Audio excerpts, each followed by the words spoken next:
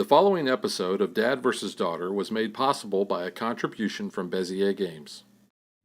Werewords from Bezier Games plays between 4 and 10 players. It's a social deduction hidden role game where we are going to assume the roles of the mayor, a seer, villagers, and maybe even a werewolf. So let's spook up some fun with Werewords and see what Dad's lunch group thinks of this.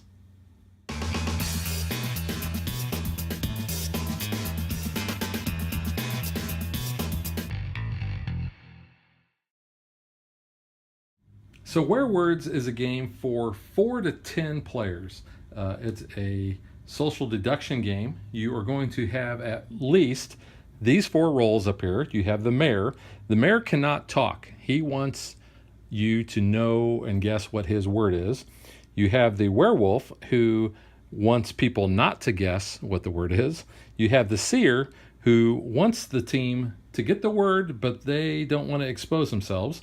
And then you have the villager, who is just kind of there. So for the purposes of this example, let's just say that we have 4 players. So we're going to take each one of these, and we will also take an additional villager. We're going to take these 5, and we are going to shuffle them up. Okay? So these are all shuffled, and we will deal 1 to each player, and then 1 goes in the middle. Now, we all look at our hidden role, okay? And whoever is the mayor is going to turn their card up so everybody can see who the mayor is. The mayor also will then take this as their secret identity.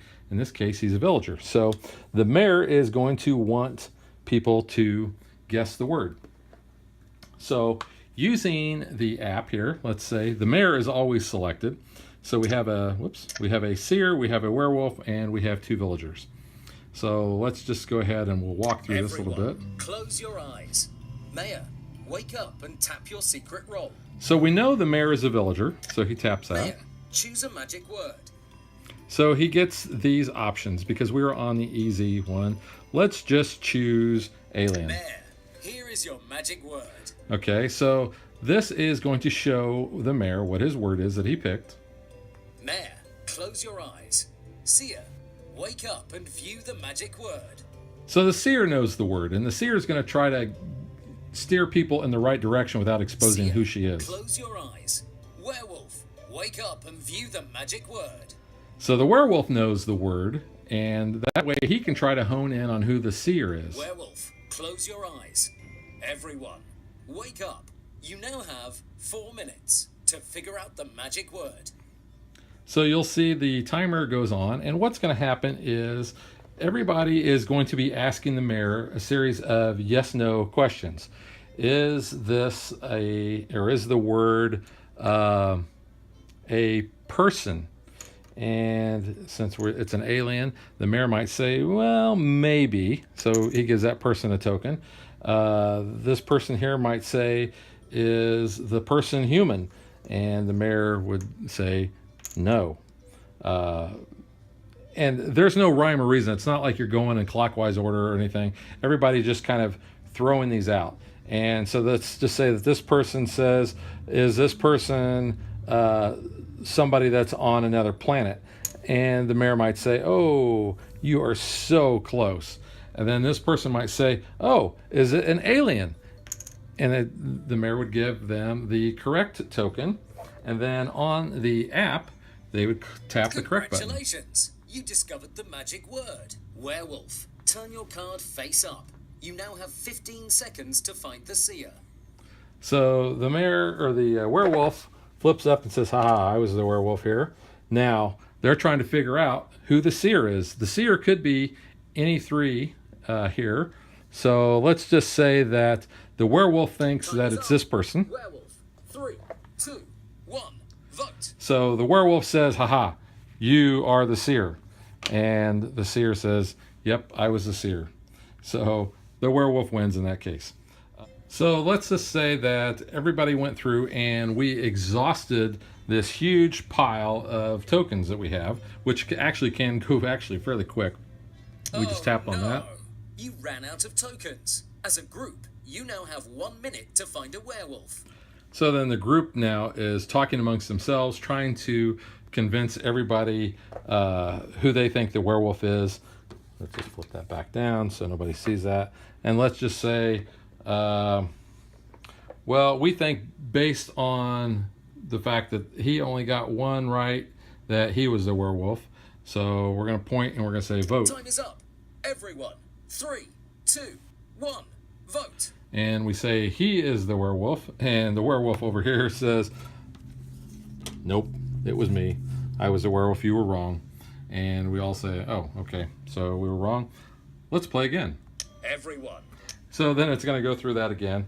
Now, the mayor can actually be the werewolf and could really mess things up as far as trying to keep things straight, because in the game that we played the other day, the mayor was the werewolf and he was lying like crazy. But the fact that he was so obvious, based on the questions people were asking, it seemed like he was, he would answer one way for one thing and one way for another thing. Everybody guessed who he was. So you have to kind of be a little aware of that.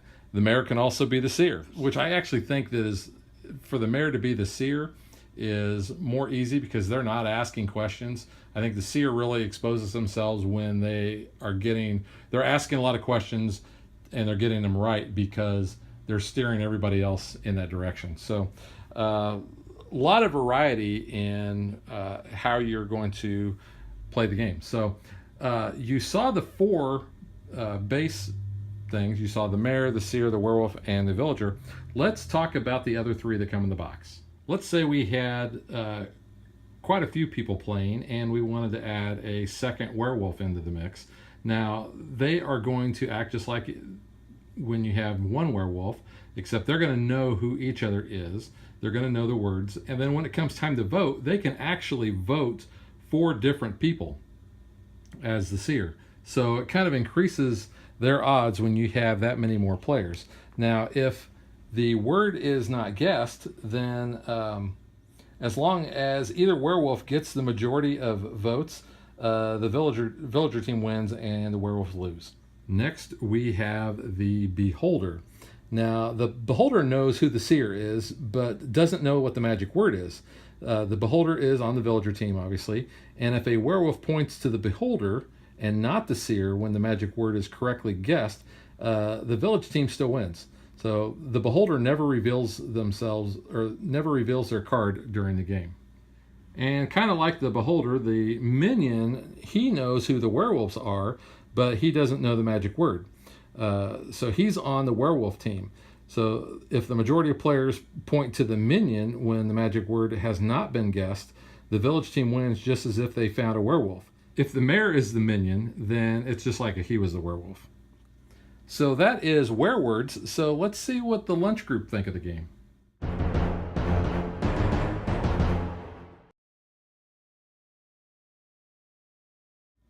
So the fact that the game plays super quick means that you can get a lot of players jumping in, jumping out. You can play, one game with 4 players and the next game with 8 players. You don't really have to wait that long if a game is already in session to get into another game. So over our lunch group, or our lunchtime, we were able to get up to 6 games of this in the other day. The components are really nice. This is nice, sturdy, thick cardboard. I like the artwork on here. I think the werewolf artwork is very similar to what's in One Night Ultimate Werewolf. The token qualities are really good. I think that there is just enough of quantity of tokens that you can have a decent game, but you also have that fear of running out. So you need to make sure that you're asking good questions. The fact that the mayor can be any of the characters, I think, is also a plus too, because if you can get a mayor who can convincingly lie when they are the werewolf or the minion, if you have enough players, I think is really good. I've played, I think in all the games that I've played so far, I've not actually been the mayor, and I've been the werewolf several times, and I've been able to win because I've been able to ask convincing enough questions. So I guess that's one of the things I like. We have not actually played with the minion or the beholder yet, so I do look forward to trying that at another time. The group, I would say, they kind of had mixed feelings on this. Most thought it was just okay. Others really enjoyed it. They want to play it again. In fact, one said that he was planning on going out and buying it right away. So because he plays with a lot of groups, this is definitely one where I think the more players you have, the better it is. And we've played it with several counts. The 4-player count, it's okay, but 3 out of the 4 people know what the word is. So it's a lot better when you have a lot of people that don't necessarily know what the word is. I think the minion and the beholder, with the fact that they know who the werewolf and the seer are, but they don't know the words, makes it very interesting as well. So I would actually like to play this with a full 10-player complement and see what it is. So if you've played it with that high of numbers, please leave us a comment in the notes below. But that is Werewords from Bezier and Ted Alspach. Really enjoyed this, so we will catch you guys next time.